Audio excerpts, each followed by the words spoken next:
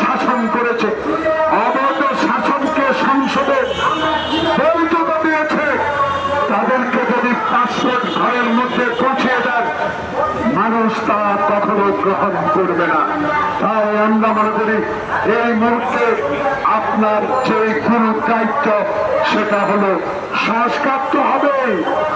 সংস্কারটা আপনি নির্বাচনের মুখী সংস্কারটা করেন, যে সংস্কার দিয়ে বাংলাদেশে আমার ভোট আমি দিব, মৃত ব্যক্তির ভোট কেউ দিতে আসবে না, সেই পথে আপনি এগিয়ে যান।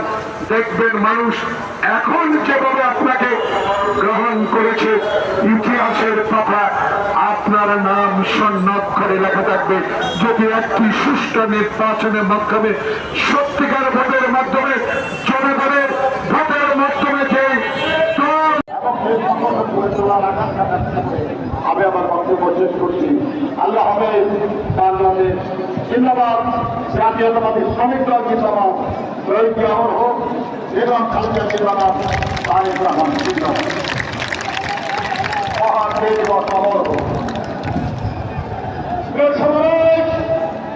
আজকের এই মহান মে দিবসের সমাবেশে ইতিমধ্যে সংযুক্ত হয়েছেন আজকের অনুষ্ঠানের মাননীয় প্রধানমন্ত্রী, বিএনপির ভারপ্রাপ্ত চেয়ারম্যান, বাংলাদেশের গণমানুষের আশা-আকাঙ্ক্ষার প্রতীক, জাতীয়তাবাদী শ্রমিক দলের রাজনৈতিক কর্মকর্তা, আজকের অনুষ্ঠানের মাননীয় প্রধানমন্ত্রী তারেক রহমান সংযুক্ত